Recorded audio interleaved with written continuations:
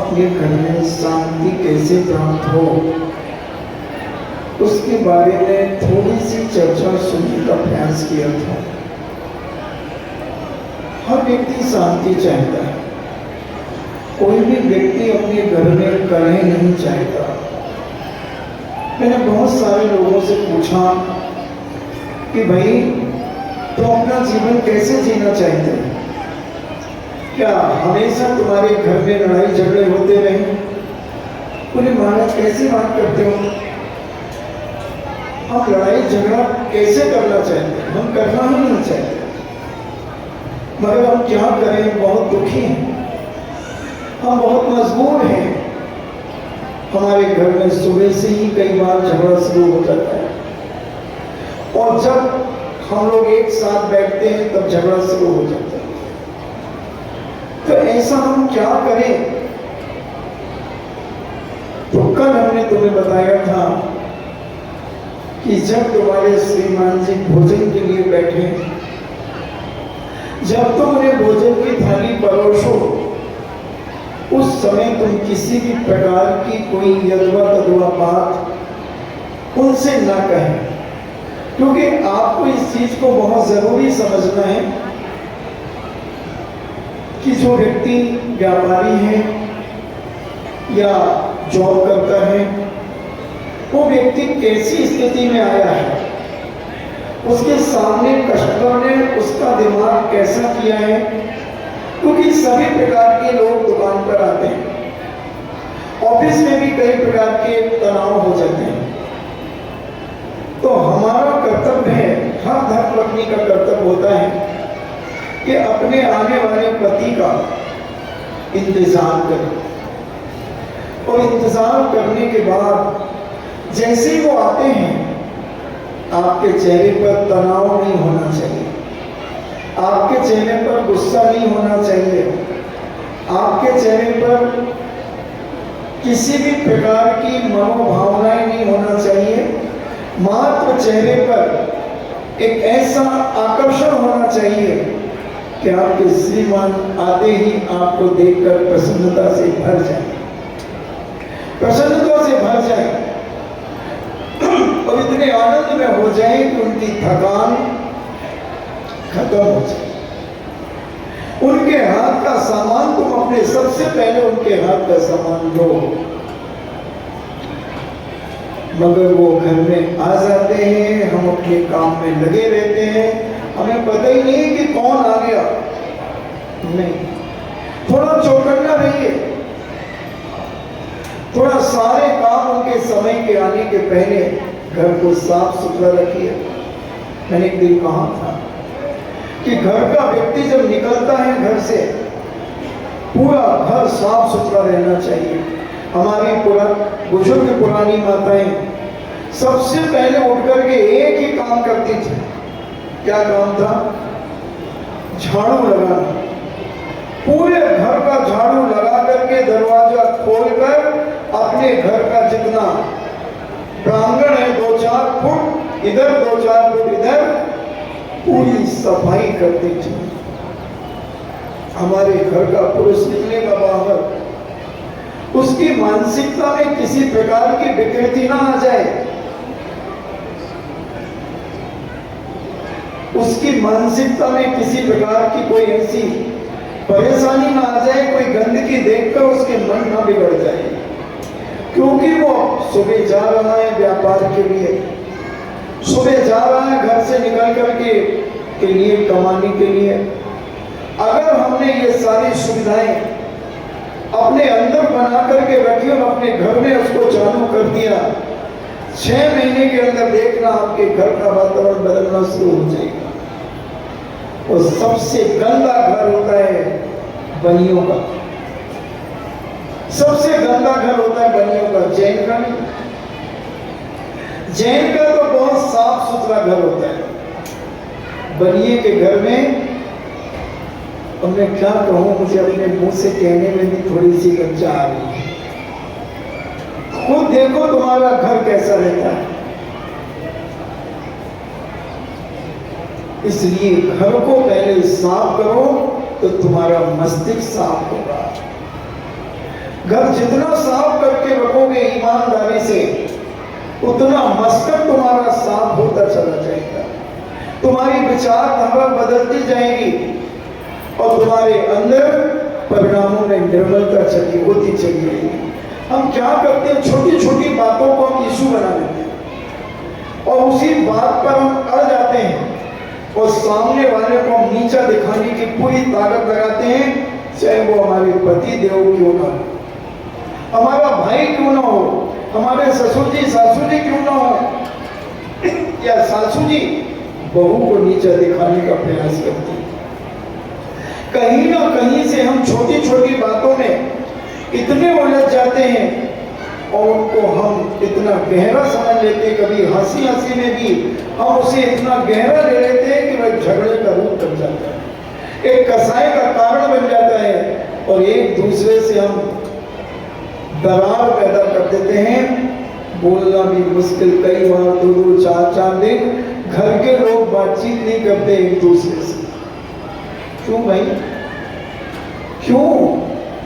बेटा पुत्र पिता से बात नहीं कर रहा है, बेटी मम्मी से बात नहीं कर रही है। क्या कर दिया मम्मी ने? आते बच्चे, महाराज जी ने 3 दिन से मम्मी से नहीं बोला। क्यों नहीं बोली भाई? हमसे क्यों बोल रही थी? नहीं महाराज जी आपसे तो बोलेंगे, तो हम भी तो तुम्हें डांट देते हैं। अरे जी आपका डांटना अलग है और वो मम्मी का डांटना अलग है। मम्मी तो इतनी गंदे तरीके से डांटती है जैसे मैं उनकी कोई हुई नहीं। सही है ना? सही है ना? तो ये किसकी गलती है? मम्मी की। अगर तुम्हें मम्मी से प्यार चाहिए है बच्चों, तुम आज से मम्मी कहना बंद कर दो। मम्मी कहना बंद कर दो, तुम मां कहो। मां से तुम्हें वो प्यार मिलेगा कि शायद तुम उस प्यार को संभाल नहीं पाओगे। मैंने एक दिन कहा था कि मम्मी किसी को पसंद नहीं है। शायद जो मेरा सोच है आप बताएंगे, आज तक किसी फिल्मों में मम्मी शब्द का प्रयोग हुआ है? कोई भी मूवी के अंदर मम्मी शब्द का, मदर तो हुआ है मगर मां शब्द का प्रयोग होता है। एक मां शब्द कितना पावरफुल शब्द है। मां में ममता होती है, मां एक महत्वपूर्ण होती है। मां मक्कार नहीं होती, मम्मी मक्कार हो सकती है। मम्मी धोखेबाज हो सकती है मगर मां कभी धोखेबाज नहीं होती है। मां कभी कुमाता नहीं बनती और मम्मी कुमम्मी बन सकती है। मम्मी शब्द ही हमारी भारतीय संस्कृति का है ही नहीं। मम्मी शब्द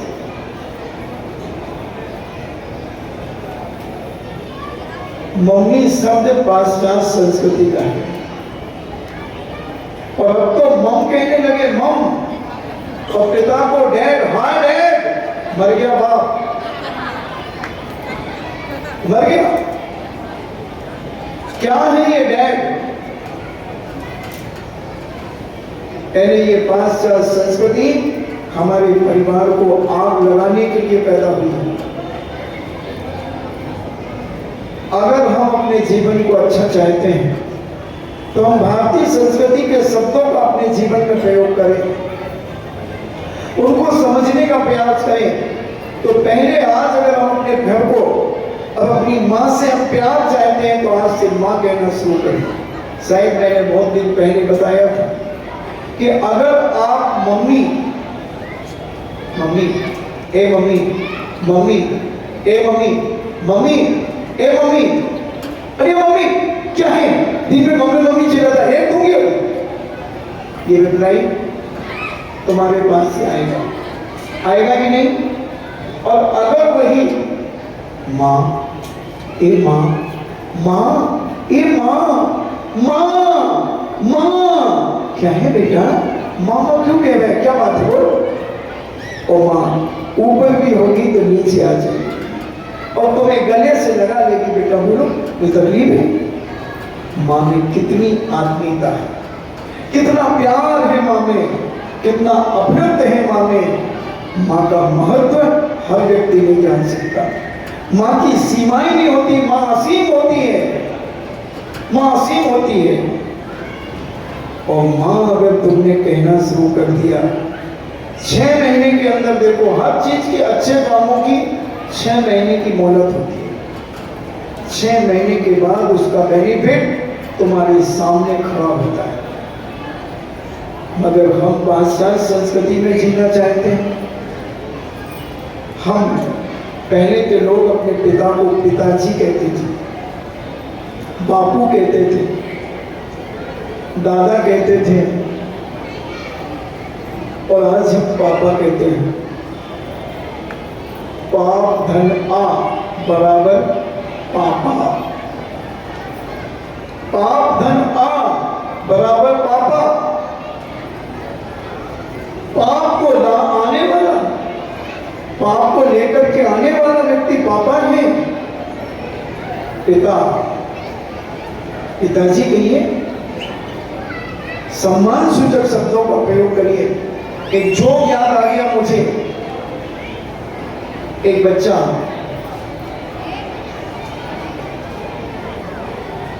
अपने पापा के साथ बाजार जा रहा था। और उसने एक फल की दुकान देखी, उसने अंगूर रखे थे। क्या हो रहा है बच्चों तुम्हारा? उसने अंगूर देखे और वो कहता है पापा पापा वो अंगूर चाहिए। उसका पापा कहता है बेटा वो अंगूर नहीं है, वो तो अंगूरी है, बड़ा बड़ा अंगूर तो अंबाला में मिलता है।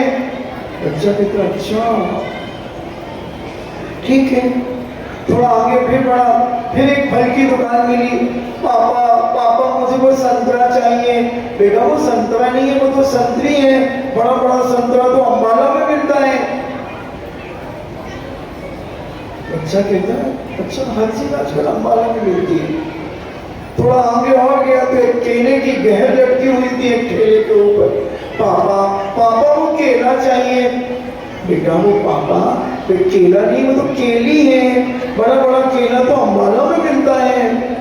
अब बच्चे का दिमाग खराब हो गया क्योंकि क्वार्टर फाइनल सेमीफाइनल फाइनल हो गया। अब कुछ दिन के बाद उसका एग्जाम था। एग्जाम होने के बाद उसे मार्कशीट मिली तो उसको 0-0 मिले। उसने कहा पापा साइन कर दो मेरी मार्कशीट में। तो बोले बेटा तुम्हें 0 मिले? बोले पापा ये 0 थोड़ी है, तो जीरा है, बड़े बड़ा 0 तो अंबाला में मिलते हैं। तो वो कहता है कि बेटा तुम पापा को ऐसा बोलते हो, तुम पापा थोड़ी हो, तुम तो पापी हो, बड़ा बड़ा पापा तो अंबाला में मिलता है। जैसे को ऐसा मिला। इसलिए हम बच्चे को क्या देना चाहते हैं, हम क्या समझाना चाहते हैं, क्या बताना चाहते हैं। बच्चे की गलती तो माँ बच्चे को पकड़ करके ले आती है, महाराज इसे समझाओ कि बहुत शैतानी करता है, कहना नहीं मानता। क्यों मानेगा वो कहना? क्यों मानेगा? क्यों मानेगा वो कहना तुम्हारा? तुम क्या शिक्षा दे रहे हो उसे? क्या शिक्षा दे रहे हो तुम उसे? एक बहन जी पिक्चर देखने गई, हम आपके कौन। अब बच्चे तो बच्चे होते, 3 साल का बच्चा था और 9 से 12 भी। बच्चा 9:30-10 बजे तक तो जगता रहा, देखता रहा। तो थोड़ी देर के बाद बच्चा कहता है मम्मी मुझे टॉयलेट जाना। पड़ोसी का बहन जी बच्चों को समझाओ, पिक्चर देखने आए हम। चुप बेटा चुप, बोल बोल। 2-4-5 मिनट मम्मी मुझे बहुत जोर से टॉयलेट जाना है। उसकी मम्मी हाथ पकड़ करके घसीटते से बाहर ले गई, एक झटका दिया, जब हाथों में पहले टॉयलेट कर गया। अब ध्यान रखना कभी भी तुझे अगर टॉयलेट की बात आए तो कहना मम्मी मुझे गाना गाना है। उसने कहा ठीक है। बच्चा तो बच्चा, बच्चा तो कच्चे पिंडी होता है, जैसे गाना वैसा कर जाएगा। और 9 से 12 पिक्चर गए थे। बच्चा 1-8 घंटे बाद सो गए और वो श्रीमान जी और श्रीमती जी पिक्चर देख करके 1-1:30 बजे करीब घर पहुंचे। घर पहुंचने के बाद बच्चा तो सोया हुआ था। आधे घंटे के बाद उठा, मम्मी मम्मी मुझे बहुत जोर से गाना गाना है। मम्मी तो गधे घोड़े बेच के सो गई थी। पापा बेचारा जग रहा था। उसने कहा बेटे मत करो, अभी रात को गाना गाओगे चाचू उठ जाएगा, फिर डांटे। पापा नहीं डांटते। सुना सोजा वाले वीर वीर की बलैया ले लो जमेना के तीर। सोजा वाले वीर। अब थोड़ी धमकियां देकर के उसे जैसे जैसे आंखें बंद करा दी। मगर बच्चे को तो टॉयलेट लगी है। अब थोड़ी देर बच्चे को आंख बंद करके पड़ा, फिर जोर से रोने लगा, पापा मुझे बहुत जोर से गाना गाना है। पापा कहता अच्छा बेटा ये मेरे कान में गा दे। अब बोलो इस प्रकार की मम्मी क्या बच्चों को संस्कारित करेगी? जो अपने बच्चे को झूठ बोलना सिखा रही है, पाप करना सिखा रही है, गंदी आदत सिखा रही है। अगर कोई माँ होगी भारतीय संस्कृति की तो कोई भी माँ अपने बच्चे को गलत संस्कार नहीं दे सकती, क्योंकि उसके शरीर में उसके अंश में, उसकी बॉडी में ही ऐसे संस्कार नहीं है, क्योंकि उसकी मां ने उसे संस्कारित किया है। क्योंकि वो जानती है हम आपके कौन, उस बच्चे को कहना चाहती हम आपके कौन है, कोई मतलब नहीं हमें बच्चे से। प्यार तो मां करती है बच्चे से, आत्मीय भाव तो मां देती है बच्चे को। अगर गांव तुम सारी की सारी माताएं मां बन जाओ, बच्चों के मम्मी कहना खत्म करा दो, फिर देखो बच्चों से तुम्हें कितना मिलता है और पिताओं को कितना मिलता है। अगर तुम पिताजी कहलाने लगो, तुम बापू कहलाने लगो, तुम और क्या कहें दादा कहलाने लगो। एक दादा का अर्थ तो अलग होता है गुंडा, मगर वो दादा से यहां मतलब नहीं है। दादाजी, पिताजी, बापूजी, अगर ये हमारी भारतीय संस्कृति के शब्द हमारे घरों में प्रयोग हो जाए, हमारे घर का वातावरण बदल जाए। स्कूलों में पहले पुत्री शाला होते थे, पुत्री शाला, कन्या शाला, कन्या शाला, पुत्री शाला, इस प्रकार के स्कूलों के नाम होते थे, जिसके कारण पढ़ाने वाला उन्हें अपनी बेटी की दृष्टि से देखता था। उसके परिणामों में कभी पाप नहीं आता था। उसकी दृष्टि सदा पवित्र होती थी, क्योंकि वो जानता था कि मैं अपनी बेटियों को पढ़ा रहा हूं, अपनी बेटियों को शिक्षा दे रहा हूं। और आज girls college, girls school, girls यानी क्या? लड़की, लड़की। अब किसकी है लड़की? उसी क्या मतलब है? कोई मतलब नहीं। उसकी दृष्टि खराब हो गई। कितने केस अपन पेपरों में पढ़ते हैं। अगर स्कूलों के नाम हम कन्या शाला, पुत्री शाला रखना शुरू करें, तो पढ़ाने वाले के मन में भी पाप की छटाई होना शुरू हो जाए। उसका सोच बदलने लगेगा, उसकी भावना बदलने लगेगी। वो बेटा करके जब वो संबोधन करेगा, जब वो पुत्री कहकर संबोधन करेगा, तब उसके जीवन में पवित्रता जागृत होगी। उसकी बॉडी के हार्मोन्स उसके जीवन में बदलाव लाएंगे, क्योंकि जिस प्रकार की हम भावनाएं अपने अंदर उत्पन्न करते हैं, उसी प्रकार हमारे अंदर के हार्मोन्स बदलना शुरू हो जाते हैं। हम जैसा देख लेते हैं, और देखना बुरा नहीं है, सोचना बुरा है, समझना पड़ता है। देखना बुरा नहीं, देखना तो हम क्या क्या देखते हैं, मगर पहले सोचता कौन?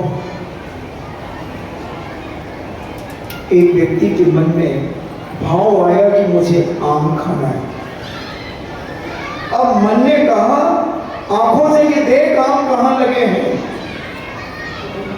मन में आया कि मुझे आज आम खाना है। आंखों से कहा कि देख कहां लगे। आंखों ने कहा अच्छा, और वो आम का पेड़ उसमें लगे हैं। अब मन ने फिर पैरों से कहा कि चलो उस पेड़ के पास चलो। पैर पेड़ के पास चले गए। मन ने हाथों से कहा कि आम तोड़ो। आम हाथों ने तोड़ लिए, आम हाथ में है। मन ने फिर मुंह से कहा कि आम चूसो, आम खाओ। आम चूसने लगा। इतने में बगीचे का माली आया और 3-4 डंडे दिए। रोया कौन? रोया कौन? आंखें। उस बेचारी ने क्या किया था? उसको ऑर्डर मिला था कि तुम देखो, उसने तो देखने का काम किया था। मगर सबसे बड़ा बेईमान कौन है? सबसे बड़ा बेईमान है मन। इस मन को संभालना है, और जिसने मन को संभाल लिया, मन की तरंगे मारो ले बस हो गया भजन, आदत बुरी सुधार ले बस हो गया भजन। केवल मन पर हमें कंट्रोल करना है। मन के ऊपर मलकियत अगर हमारी हो जाए, तो हम अपने जीवन में स्वतंत्र हो जाएंगे। अभी स्वतंत्र हैं, हम स्वतंत्र नहीं है। स्वतंत्रता चल रही है हमारे जीवन में, जो इच्छा हो रही, मन जो कहता है वो करने के लिए तैयार हो जाते हैं। किसी ने थोड़ा सा कुछ कह दिया, हम उसी बात को पकड़ करके बैठ जाते हैं, उसी बात पर विचार करने लगते, उसने ऐसा क्यों कहा, अरे कह दिया तो चिपक गया क्या तुम्हें? ये तुम्हारा जो अहंकार है अंदर का, ये जरा जरा सी बातों में तुम जो उन बातों पर इतना गहरा ध्यान दे देते हो कि तुम्हारे घर का वातावरण बदल जाता है। और दूसरा एक कारण है कि तुम अपने परिवार के लोगों पर भी डाउट करते हो, यहां तक कि पिता के ऊपर भी बच्चा डाउट कर लेता है, पिता बच्चों पर डाउट करता है, पत्नी पति पर डाउट करती है, पति पत्नी पर डाउट करता है, दादा बेटे पर डाउट करता है, दादी बहू पर डाउट करती है। जब तक ये डाउट चलते रहेंगे, जब तक तुम्हारी जिंदगी आउट होती रहेगी, तुम कभी सफल नहीं हो पाओगे बच्चों, तुम विफल ही विफल होते चले जाओगे। विश्वास बहुत बड़ी चीज होती है। आज लाखों करोड़ों रुपए का व्यापार विश्वास पे चल रहा है, विश्वास पे चल रहा है। ये बात अलग है कि 2-4% पार्टियां फेल भी होती हैं, मगर 95% तो सफल हो रही है ना। हम अपने घर में ही विश्वास नहीं जमा पा रहे, हम अपने घर में ही डाउट करते रहते एक दूसरे से। थोड़ी सी बात अगर किसी के मुंह से कुछ निकल गई, तुम तो जिंदगी में मुझे पेलोगे, जब देखो जब मेरे लिए कुछ ना कुछ तुम कहते रहते हो। अगले का कोई भाव नहीं था कि आपको नीचा दिखाना पड़े या आपको कुछ परेशानी देना पड़े, मगर आपने उस बात को इतना इशू बना लिया, इतना बना लिया कि तुम्हें उसके प्रति नफरत और घृणा से तुम भर गए, और उसका कोई भाव दूर दूर तक कोई ऐसा परिणाम नहीं था कि मैं इसे नीचे दिखाने का प्रयास करूं। ये हमारे अंदर की कसाई, ये हमारे अंदर का अहंकार हमारी जिंदगी का विनाश कर देता है। अहंकारी व्यक्ति कभी अपने जीवन में सुखी नहीं रह सकता। ऊपर से वो कितनी भी हेकड़ी दिखा दे, अंदर से वो टूटा हुआ रहता है, टूटा रहता है। और ऐसे व्यक्ति अंदर घुट घुट के मरते हैं, घुट घुट करके मरते हैं, क्योंकि सामने उन्हें कोई कुछ नहीं बोलता, मगर पीठ पीछे उनकी कोई तारीफ नहीं करता, ना सामने तारीफ। सामने भले तारीफ कर दे, मगर पीठ पीछे उनसे लोग घृणा ही करते हैं। क्योंकि हर व्यक्ति तो मीठे शब्द चाहता है। किसी को तुम्हारे पैसे से कुछ लेना देना नहीं है, किसी को तुम्हारे रूप से कुछ लेना देना नहीं है, किसी को तुम्हारे ज्ञान से कुछ लेना देना नहीं है, किसी को तुम्हारे बल से कुछ लेना देना नहीं है, किसी को तुम्हारी जाति से कुछ लेना देना नहीं है,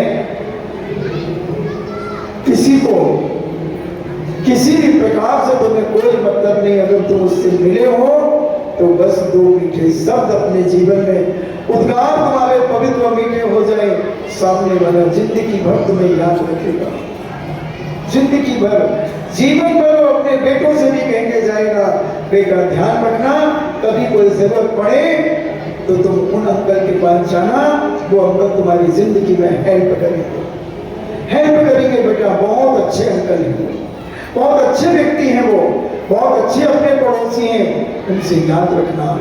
एक परिवार में पिता एक्सपायर हो गए, आजीविका के सारे साधन समाप्त हो गए, माँ और बेटे थे। पिताजी एक्सपायर होने के कारण माँ विचार करने लगी कि मैं अपने बेटे की आजीविका कैसे चलाऊंगा, इसको कैसे पढ़ाऊंगा, कैसे लिखाऊंगा, इसके जीवन को कैसे मैं उज्जवल बनाऊंगी। माँ बहुत टेंशन में आ गई। एक दिन अपने घर की बेटी को देख रही थी, उसे एक पोटली मिली, उस पोटली में बहुत से जेवर थे, कंगन भी थे, बाजूबंद भी थे, हाथफूल भी थे, करधोनी भी थी, सब कुछ था। माँ ने विचार किया,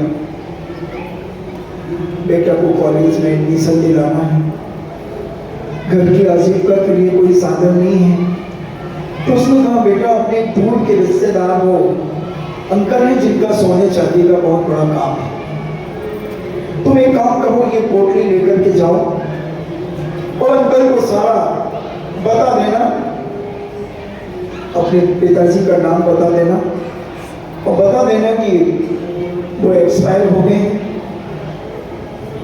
और मेरी माँ ने ये पोटली भेजी। उन्होंने कहा अच्छा बेटा लाओ।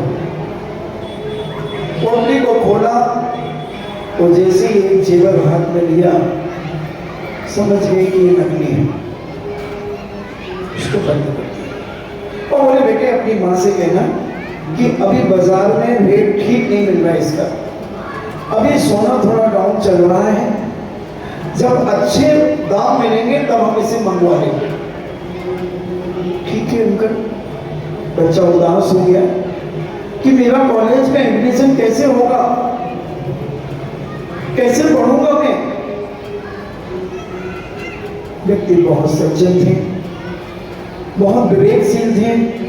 उन्होंने कहा बेटा तुम चिंता मत करो, तुम अभी क्या पढ़ रहे हो? बोले अंकल मैंने 12th पास कर ली है, अब मैं फर्स्ट ईयर में कॉलेज में एडमिशन लेना चाहता हूँ। ठीक है तुम फीस मुझसे लोगे, 2 घंटे मेरी दुकान पर कल से आओगे और मेरी दुकान पर काम करोगे केवल 2 घंटे। ठीक है। और आपके घर की भोजन व्यवस्था की सारी जिम्मेदारी में मैं सारा अनाज घी चावल आदि सब भिजवा देता हूँ। तुम खूब अच्छे से पढ़ाई करो, तुम्हारा एडमिशन कॉलेज में हो जाएगा और तुम डेली 2 घंटे मेरी दुकान पर आना। जाओ अपनी माँ से पूछो, अगर माँ कह देती है तो ठीक है, जबरदस्ती नहीं कह रहा हूँ, फिर भी तुम चिंता मत करना, दुकान पर नहीं भी आओगे तो तुम्हारी सारी व्यवस्था मैं करूंगा, क्योंकि तुम रिश्ते में मेरे भतीजे हो और भतीजे नहीं होगी तो भी भाई के लिए हर व्यक्ति को कुछ ना कुछ करना चाहिए, इंसान के लिए कुछ ना कुछ करना चाहिए। अगर हमारे पास है तो हमें हेल्प करना चाहिए। जाओ बेटा डोंट वरी बी हैप्पी, जाओ मेरी तरफ से भी अपनी माँ को नमस्ते कहना। ठीक है अंकल। माँ ये उन्होंने पोटली वापस दे दी। माँ का चेहरा थोड़ा सा उतर गया। माँ ने कहा बेटा, बोले माँ पूरी बात सुनो, डरो मत, घबराओ मत, वो अंकल बहुत अच्छे हैं माँ, बहुत अच्छे हैं। उन्होंने कहा कि भी अच्छे दाम नहीं मिलेंगे सोने को अगर हम बेचेंगे तो, अच्छे दाम नहीं मिलेंगे तो बेटा अपना कॉलेज में कैसे एडमिशन होगा? माँ वो अंकल कह रहे हैं कि मैं सारी फीस की व्यवस्था मैं कर दूंगा और अपने घर का खर्च भी वो सारे मैनेज कर देंगे, मगर उन्होंने कहा कि 2 घंटे मेरी दुकान पर तुम्हें प्रतिदिन आना पड़ेगा। तुम काम भी सीख जाओगे और लोगों से कैसे बातचीत की जाती वो भी सीख जाओगे, सब कुछ सीख जाओगे। 2-4-5 साल में तुम स्वयं एक बहुत बड़े व्यापारी बन जाओगे। ठीक है। माँ ने कहा अच्छा तुमने सब रिश्ता बता दिया था? हाँ माँ मैंने उन्हें सब कुछ बता दिया था। उनकी आंखें छलछला गई थी माँ। जब मैंने पापा के बारे में, पिताजी के बारे में, उनके मरने के बारे में कहा था तब वो अंकल की आंखें छलछला गई थी। उन्होंने रुमाल निकाल करके थोड़ा सा पहुंच लिया था। अच्छा बेटा चलो, आज भी दुनिया में भगवान के रूप में इंसान तो है, इंसान तो है भगवान के रूप में। भले भगवान पंचम काल में नीचे नहीं आता, मगर उनके कुछ संस्कार, उनकी कुछ शिक्षाएं आज भी इंसान के अंदर है। कोई बात नहीं बेटा, स्कूल से आने के बाद तुम भोजन करके 2 घंटे उनकी दुकान पर जाना और बच्चा 2 घंटे प्रतिदिन दुकान पर जाता। धीरे धीरे धीरे धीरे वो समझने लगा कि सोने की परख कैसे की जाती है, चांदी की परख कैसे की जाती है। इन व्यापार को वो समझने लगा, कितनी खोट है इसमें। को टेंच करके भी जानने लगा। सब कुछ उसने समझ लिया 2 साल के अंदर। बच्चा बहुत होशियार हो गया, सेकेंड ईयर पास हो गया, थर्ड ईयर पास हो गया 1 साल के बाद। और अब उससे पूछा कि बेटा अभी और पढ़ना है? उसने कहा अंकल अब तो मेरा पढ़ने में मन नहीं लगता, अब मैं व्यापार करूं। क्योंकि जो बेटा पैसा देख ले दुकान में, अगर दुकान में बैठ गया जो बेटा वो पढ़ नहीं सकता। क्योंकि उसने देख लिया ना, वो कहता है इतने तो मैं नौकर रख लूंगा जितने मुझे मिलेंगे, मुझे जरूरत क्या है अब कहीं की नौकरी करना, मैं खुद नौकर रख सकता हूं। तो अंकल से कहा कि अंकल अब इच्छा नहीं है। ठीक है बेटा। और देख लिया अंकल जी ने कि बच्चा पूर्ण रूप से मास्टर हो गया है, चैंपियन हो गया। सोना दूर से देख के बता दे कि ये नकली है कि असली। और उसने कहा बेटे कल तुम अपनी पोटली लेकर के आना, अभी मार्केट थोड़ा उठा हुआ है। ठीक है। तो उसने घर जाकर के खाना पीना खाया। माँ से कहा माँ वो पोटली दिखाओ, थोड़ा सा मार्केट में रेट बढ़ गया है और अंकल जी ने कहा है कि इस बार निकाल देंगे तुम्हारा सब सामान। माँ ने बहुत खुशी खुशी से पोटली दी। उसने अपने कमरा बंद किया और सामान निकाला। जैसे ही हाथ में लिया इसके आंखों में आंसू आ गए। ये तो नकली है, ये सारा तो नकली है। 1 ग्राम सोना, क्या बोलते हो मेंटेक्स है, बेंटेक्स। अब ये तो बेंटेक्स है। 1 ग्राम सोना। उसको ध्यान आया 3 साल पुरानी बात। अंकल तो पहले दिन ही पहचान गए होंगे हाथ में लेकर के। अगर वो उस समय कह देते कि ये नकली है तो मेरी माँ को कितना बड़ा सदमा लगता। क्योंकि आज तो उस माँ की यही थी कि मेरे पास जेवर है। एक बिल्ली थी और एक व्यक्ति बिल्ली पालते थे। वो 3 दिन की यात्रा के लिए चले गए, बिल्ली को बांध करके चले गए और बिल्ली की चेन से 10 फुट दूर एक कपास का एक गोला पड़ा था। समझना बात को। बिल्ली उस कपास के गोले को देख करके 3 दिन तक जीवित रही कि मेरा सेठ जब आएगा वो तो सोच रही है मक्खन का गोला है, मेरा सेठ आएगा और मैं सबसे पहले इस मक्खन को खाऊंगी। और जिंदा रही, उसे देखते देखते जिंदा रही। और 3 दिन के बाद जब सेठ जी आए, भूल गए बिल्ली को छोड़ना, उसकी व्यवस्था बनाना।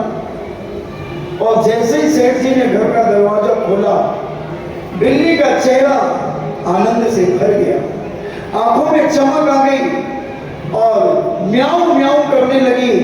सेठ जी और तू 3 दिन से बंद है ओ। और सेठ जी ने जैसे जंजीर खोली, बिल्ली ने झपाटा मारा। 3 दिन से भूखी प्यासी गला सूखा था और वो कपास का गोला गप कर गई, मुंह में चिपक गया और गले में फंस गया और मरण को प्राप्त हो गई। आशा से आसमान रंगा हुआ। काश अगर सेठ जी उस दिन ही कह देते कि ये सब सोना बेंटेक्स का है, 1 ग्राम का है, बोलो माँ को कैसा सदमा लगता, कैसा सदमा लगता।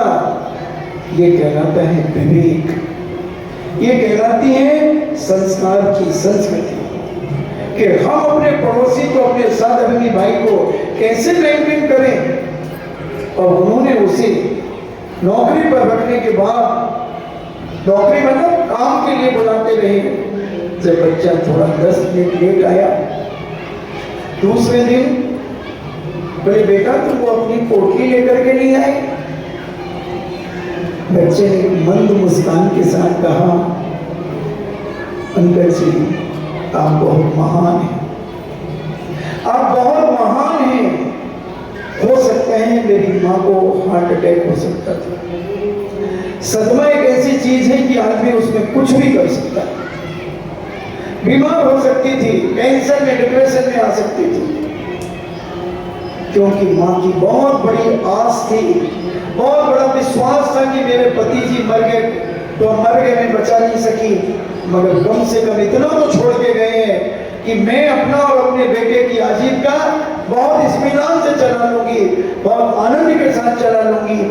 मगर काश अगर उसी समय ये उन्हें मालूम हो जाता कि नकली है, क्या बीतती उस मां के ऊपर। बेटे ने सब कुछ संभाल लिया और अंकल से कहा, अंकल मैं आपके चरण छूता हूं और आपका एहसान मैं जब तक मेरे घट में प्राण रहेंगे, जब तक आपका उपकार और आपका एहसान कभी नहीं भूलूंगा। ऐसा मुझे आशीर्वाद दो कि मैं अपने जीवन में ऐसा ही उपकार दूसरों के लिए भी करता चला जाऊं।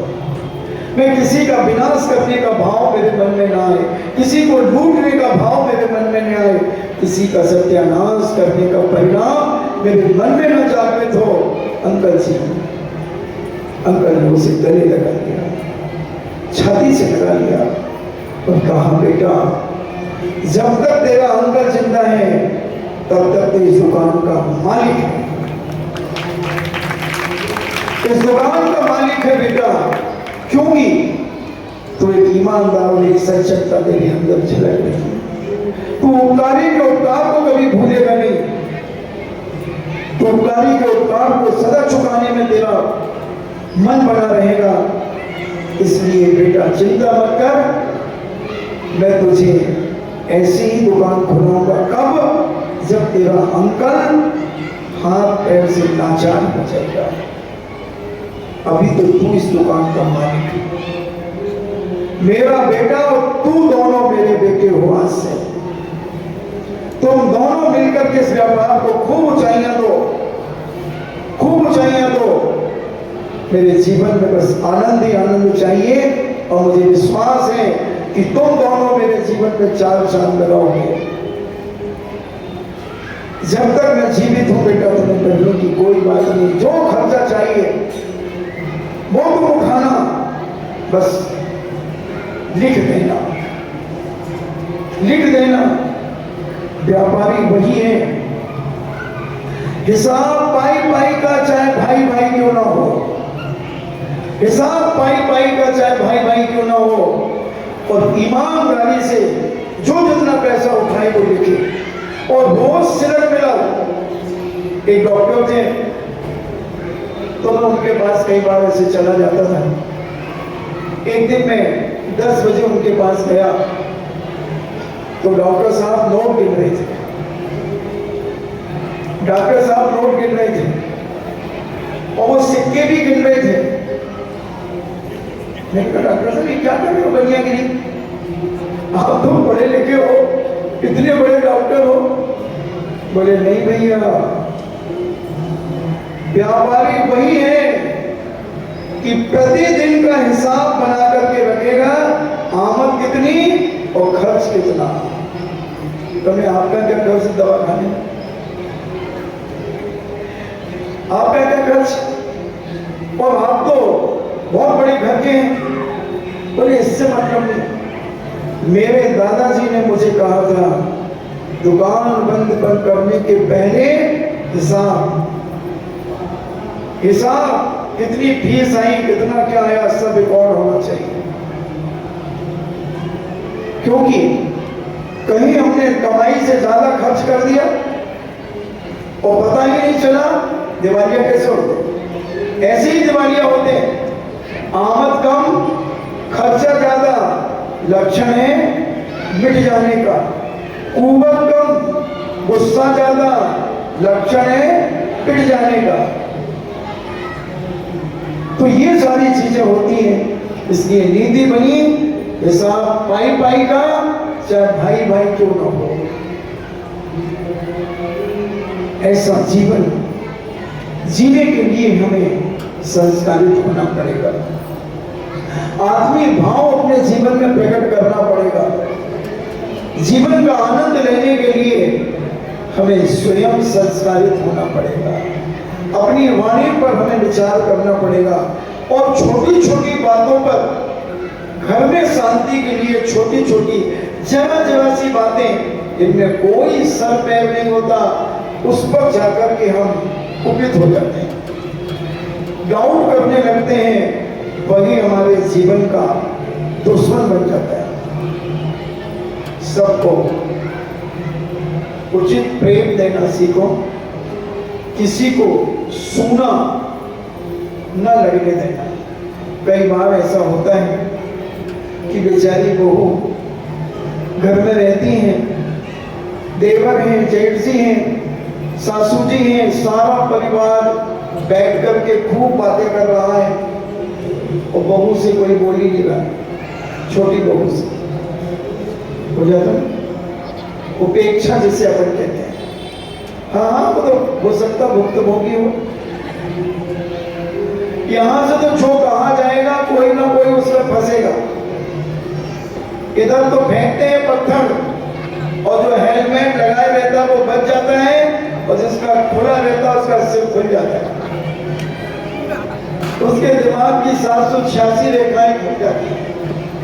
खुल जाता है। कई बार हम चाहते हैं उसको उपेक्षित करना शुरू कर देते हैं, वो हंसेगी तो हम उसको देख करके मुस्कुराएंगे भी नहीं, हंसेंगे भी नहीं, वो कुछ कहेगी तो उसको हाँ ठीक है ना, क्यों, अपना काम करो, और ननद होना चाहिए। इसलिए ननद की व्याख्या करो, ना धन आनंद बराबर ननद। जो आनंद नहीं देती उसका नाम है ननद।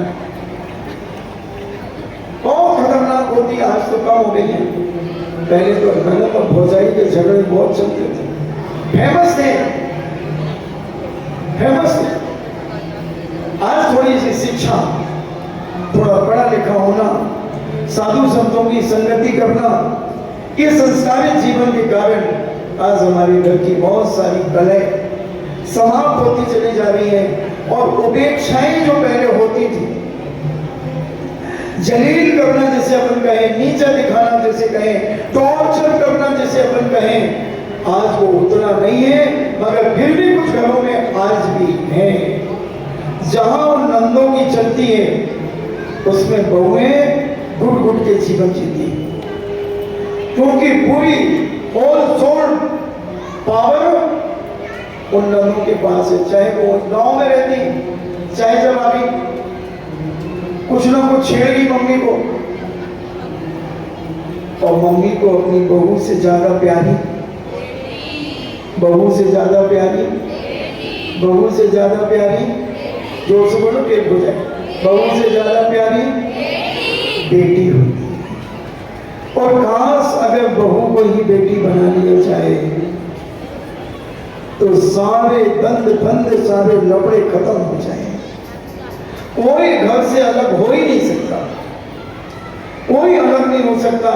अलग करने की बात आएगी तो वो कहेगी मैं तो रहूंगी यहीं, मैं तो सासू जी के चरणों में दासी बन करके रहूंगी, नौकरानी बन करके रहूंगी, क्योंकि ये मेरी मां से भी ज्यादा मुझे प्यार करती है। मैं सासू मां के साथ रहूंगी, मेरी मां है ये, चाहे मुझे लाते मारो, धक्के मारो, मैं इसी मकान में रहूंगी, क्योंकि जो प्यार सारा परिवार जो मुझे देता है, मैं ये कर्ज जिंदगी में कभी चुका नहीं सकती। मैं साथ में ही रहूंगी, सासू मां के साथ रहूंगी। और अगर कोई सासू मां बहू के साथ रहती है तो आज की बहू क्या कहती है, महाराज जी मम्मी जी भी हमारे साथ ही रहती है। समझना बाप को, क्या कहती हैं, मम्मी जी भी हमारे साथ रहती है। अरे बेवकूफ, ये कह कि मैं सासू जी के साथ, मैं मम्मी जी के साथ मैं रहती हूँ। बोलो मैं पूज्य सुधा सागर जी महाराज मेरे साथ रहते हैं कि मैं उनके साथ रहता हूँ? बोलो तुम क्या कहना चाहते हो? उसी प्रकार अपने माता पिता सास ससुर के साथ बहू रहे तो गर्व से कहे कि मैं अपने सास ससुर जी के साथ रहती हूँ, मेरा पुण्य तो देखो, मेरे जीवन का आनंद तो देखो, मैं अपने सास ससुर के साथ रहती हूँ। ऐसा सौभाग्य कहाँ मिलता, कहाँ मिलता। कितना प्यार से रखते हैं मुझे। एक छींक आ जाए तो लेने देने के पड़ जाते हैं, दवाइयों के बिंडल आ जाते हैं। थोड़ा सा सिर दर्द तो हो जाए, मजाल है कि मैं 1 मिनट सिर दर्द के कारण तड़प जाऊं। माँ गोदी में रखकर के मेरा सिर सहलाती है, मेरी माँ मेरे सिर को सहलाती है अपने गोदी में रख करके। इतना चाहती है और मैं माँ से अलग हो जाऊं, मैं सासू से अलग हो जाऊं, असंभव असंभव असंभव। करें हम अपने जीवन में बस ये छोटी छोटी सी बातें अगर हम अपने दिल और दिमाग में जमा ना होने दें, दिल और दिमाग से अगर हम तत्काल निकाल करके फेंक दें, जैसे स्वच्छ घर कचरा होते ही झाड़ू उठाकर उस कचरे को बाहर फेंक देता है, ऐसी ही प्रत्येक माँ बहन भाई थोड़ी सी भी फितूरी अगर मस्तिष्क में आती है उसको निकाल करके फेंक दीजिए, भूल जाइए, छोड़ दीजिए। मगर तुम तो इतने पापी हो कि 10-10 साल पुरानी भी बातें याद रहती है। जे कचरा घर, नगर पालिका का कचरा घर तुम्हारा मस्तक बन गया है। नगर पालिका कचरा घर भी साफ हो जाता है, डस्टबिन भी साफ हो जाता है, मगर तुम्हारा जो मस्तक रूपी डस्टबिन है इसमें ना जाने क्या क्या भरा है। अगर 10 साल पहले किसी ने तुमसे कुछ कहा था तो तुम हूबहू बता दोगे, भाई उन्होंने तो ऐसा कहा, क्या कहा था, अरे भाई उसने तो ऐसा ऐसा, अरे तो क्या कहा था बता दो, पूरा बता देंगे। और आती है महाराज जी, हमें आजकल याद नहीं रहता, महाराज जी कुछ बताओ ना, हम भूल जाते हैं आजकल। महाराज जी हम कहते क्यों भूल जाते, महाराज जी आप लोग प्रवचन करते हो उस समय तो अच्छा लगता है, और जैसे उठते हैं अब आपने क्या कही थी हमें तो पता ही नहीं। अच्छा तो अम्मा जी बहुत अच्छा है भूलना, भूलनी चाहिए। नहीं महाराज जी ऐसे कैसे चले भूल गए। तो हमने कहा अम्मा जी आपको आपके पड़ोसी में शादी हुई थी ना, कब हुई थी? अम्मा जी 4 साल पहले हुई थी, 18 जनवरी को हुई थी उनकी मॉडल की शादी। तो उनके यहाँ से तुमने क्या दिया था उनको? हमने एक साड़ी दी थी और 251 रुपये और दे थे, लगती है भागा में लगते। 4 साल पहले दिए थे उनको करिया ने, देखना जरा। और उसने सब बता दिया। मैंने कहा अम्मा जी कभी अपने घर कहीं पे भूल जाती, कोई दूसरे घर में घुस जाती, ऐसे थोड़ी भूल जाती महाराज। तो कैसे भूलती हो? महाराज जी हमें धर्म की बातें याद नहीं होती, धर्म की बातें याद नहीं होती। बाकी तो तुम कोई भी पूछ लो, 40-50 साल पुरानी बात पूछ लो तो अम्मा सब बता देगी, सब बता देगी। ये है पाप, ये है विनाशकारी विपरीत बुद्धि। इसलिए हम पुरानी बातों को भूलें और जरा जरा सी बातों को अपने दिमाग में न रखें। ये दिमाग में खांच पैदा करेंगी, ये खुजली पैदा करेंगी और तुम्हारे जीवन की पवित्रता विनाश कर देंगे। छोड़ो, अगर कोई तुम्हें सुनाता भी है उठ करके चले जाओ वहां से। अभी प्रवचन के बाद कितने फुटने लगे रहते हैं, 2 इधर 4 उधर। मंदिर में भी हम लोग हाथ सरिया को उठ रहे हैं, मंदिर में बैठे हैं और उधर गुट बने हैं मंदिर में, बातें कर रहे हैं। उन्हें कोई होश नहीं कि महाराज भी आ गए। कि ऐसे ज्ञान वर्णी कर्म का बंद करेंगी, ऐसे दर्शन वर्णी कर्म का बंद करेंगी, ये वाकई में भूल जाएंगी, वाकई में भूलेंगी और फिर रोएंगी। इसका कोई इलाज नहीं है, ऐसे निधन निकाचित कर्म जब बनते हैं, जिन्हें तो भगवान के सामने पीट करके बातें कर रही है, क्योंकि 5-6 खड़ी है तो 2-4 की पीठ तो पड़ेगी भगवान को। अब बोलो कितना बड़ा पाप, बड़ों को पीठ दिखाना, बड़ों को पीठ दिखाना बहुत बड़ा अपमान है, बहुत बड़ा पाप है। और ज्ञानावर्णी कर्म और दर्शनावर्णी जो दर्शन करने वाले हैं वो दर्शन नहीं कर पा रहे तुम्हारे कारण। वो बेचारे चुप करके ऐसे हो रहे और तुमसे कह रहे बहन जी आओ भाई तो हो रहे तो जैसे कर लो ना। क्या होगा इनका, क्या स्थिति बनेगी? इसलिए जरा जरा सी बातें हम अपने जीवन में मस्तिष्क में ना रखें, अपने घर को कचरा घर ना बनाएं, अपने मस्तिष्क को फौरन साफ करें, निकालें। जितना तुम भूलते जाओगे, हमने एक दिन उदाहरण दिया था कि एक सेठ जी एक वस्तु लेकर के आए थे, आपको बहुत जल्दी याद आ जाएगा, और वो टूट गई।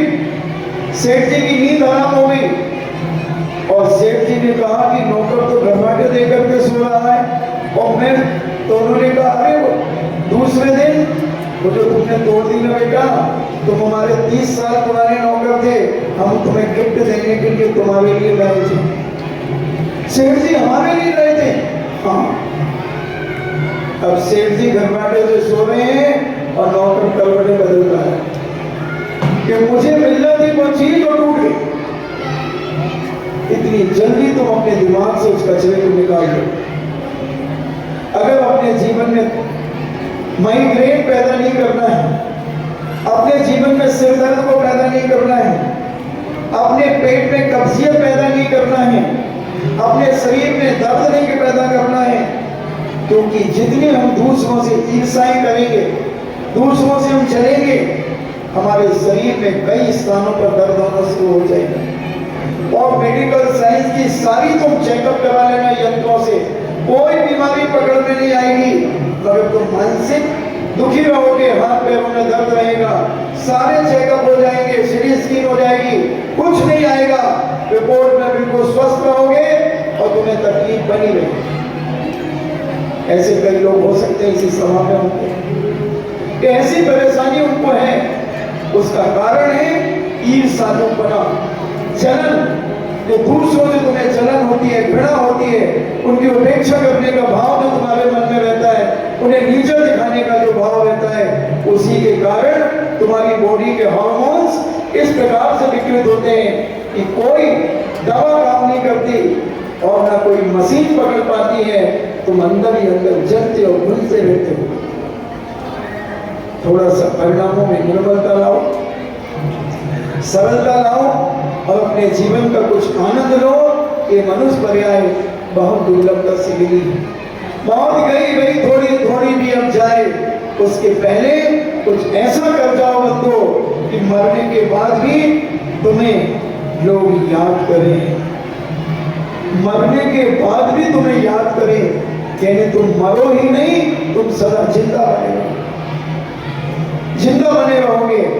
हम सबकी योग्यता एवं प्रतिभा की प्रोत्साहित करें। योग बच्चे अगर हमें मिले, योग व्यक्ति हमें मिले, उसे प्रोत्साहित करो, उसे धन्यवाद दो, उसे उत्साहित करो। मगर हम तो केवल अपने बच्चों को ही उत्साहित करना चाहते हैं। अड़ोस पड़ोस के बच्चे चाहे अच्छे से अच्छे नंबर लेकर आ जाए तो भी हमें कोई चिंता नहीं होती, उसको टॉर्चर तो जरूर करेंगे, देख उनका लड़का, मगर जब वो आएगा, हाँ हमारा बेटा भी तो 80% आया, कोई खाल काट तो 85 लाख क्या फर्क पड़ता है। अगर इसकी थोड़ी सी पीठ ठोक दो ना, शाबाश बेटी तुम 85 लाख, बहुत अच्छा, गुड बॉय। और एक छोटा है अगर, तो उसको सिर पे हाथ रखकर उसके गाल को थोड़ा सा थपथपा दो, वो कहेगा हमारी बाजू वाली आंटी बहुत अच्छी है, इतना अच्छा प्यार करती हैं। मेरे 85% नंबर देखकर उनके जीवन में आनंद आ गया और उनका बेटा तो 70% लाया, मगर बच्चे को आनंद आ जाएगा। जब आप कल मिलेंगे वो स्वयं कहेगा आंटी जी जय कृष्ण। इज्जत पा गए ना तुम, एक बार इज्जत दी है, और जब तक वो बच्चा जीवित रहेगा तुम जीवित रहोगे, जब तक वो तुम्हें जय जय करता रहेगा, करता रहेगा। कहना सीखे। आज मैं तुम्हें पिज्जा में गौमांस मिलाया जाता है, आज उसके बारे में प्रामाणिकता के साथ मैं तुम्हारे सामने बता रहा हूं। पिज्जा में गौमांस, देखिए आगे चित्र दिख रहा है आपको, बैठ जाओ। ये भाई को तो चैन नहीं रहती इसको, ये सबसे पहले उठती है। देखो हाथ देखो इसका, तो हाथ देखो, हाँ फिर से करना एक बार। कि कुछ हिस्ट्री शीटर होते हैं, हर सभी की समाज में होते हैं। पिज्जा में है गौमांस, पैकेट पर लिखा है, फिर भी खाने वाले दीवाने हैं। अब आप इसे गौर से सुनिए। क्या आप पिज्जा खाने के शौकीन हैं और आपकी पिज्जा खाने की जिद है, तो जरा संभल कर इसका चयन करें, क्योंकि इसमें गौमांस की परत होती है। पैकेट पर इसके बारे में साफ साफ लिखा है। इतना ही नहीं, जिस पैकेट में यह खाद्य सामग्री है उस पर उत्पाद के वेज या नॉन वेज होने की पुष्टि करने वाला लोगों तक नहीं है। इन दिनों बच्चे आने जाने अनजाने में गौमांस का सेवन कर रहे हैं। यह गौमांस उन्हें पिज्जा के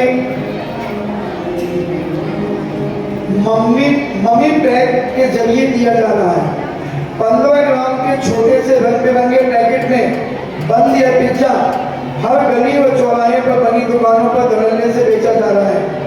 इस पैकेट में 5 स्लाइस होते हैं, जिसमें एक एक परत गौमांस की लगी होती है।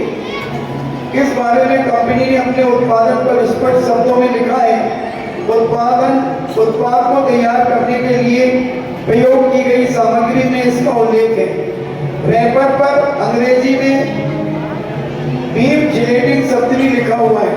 इसका अर्थ है गौमांस की परत। यह संदेश बेहद महीन शब्दों में छपा है, चूंकि ज्यादातर बच्चे ना तो अंग्रेजी जानते हैं और ना ही खाने पीने की चीजों में सावधानी बरतते हैं।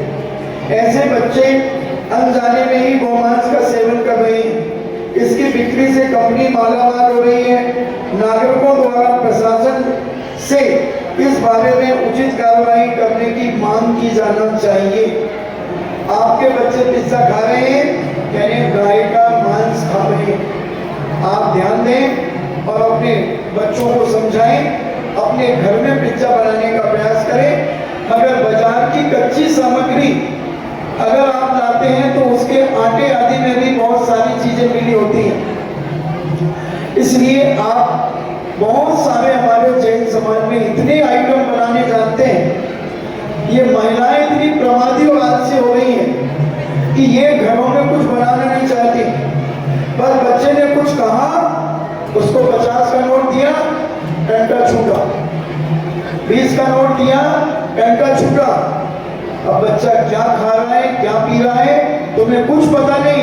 चिंता मत करना, वही बच्चा बड़ा होकर के तुम्हारा सिर फोड़ेगा, तुम्हें गालियां बकेगा, अपशब्द कहेगा, क्योंकि वो मांसाहारी व्यक्ति बहुत जल्दी उत्तेजित होता है।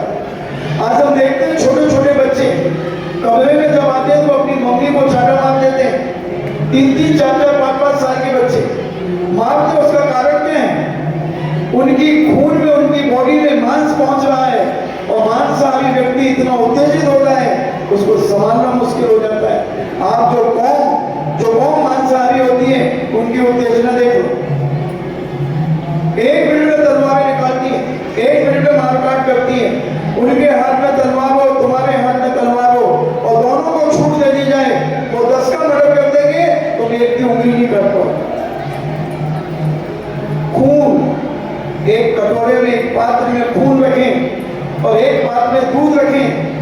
खून देखें 1 घंटा, चक्कर खा के नीचे गिर जाओगे, और दूध को तुम 10 घंटे भी निहारते रहो तो तुम्हें आनंद आएगा, आनंद आएगा। तो हम अपने